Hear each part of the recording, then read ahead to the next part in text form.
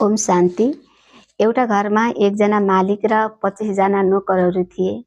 एक दिनको कुरा हो, मालिक अचानक गायब हुन्छन्, हराउँछन् र घर फर्किँदैनन्। त्यसपछि ती सबै नोकरहरूले सल्लाह गर्दछन्, हामी सबैजना मालिक बनाऊ। ती सबैजना मालिक बन्छन्।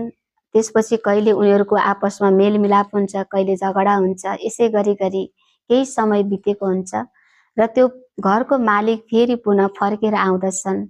घरको मालिक पुनः फर्केर आउने बित्तिकै फेरि एकजना मालिक र फेरि बाँकी 25 जना तत्कालै नोकर बन्दछन्।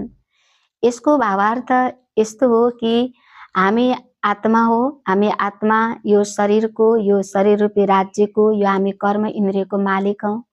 जब हामीलाई आत्माको बोध हुँदैन, आफ्नो परिचय हुँदैन, आफ्नो बारेमा ज्ञान हुँदैन, त्यति बेला हाम्रा शरीरका कर्म इन्द्रियहरू, मन बुद्धि संस्कारहरू मालिक बन्दछन्।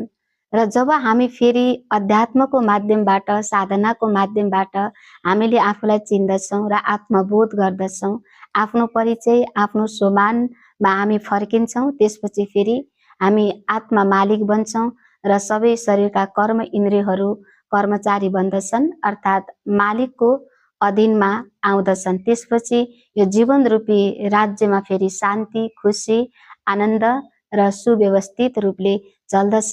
त्यसैले पहिला सो राज्यको मालिक बनाऊ। ओम शान्ति।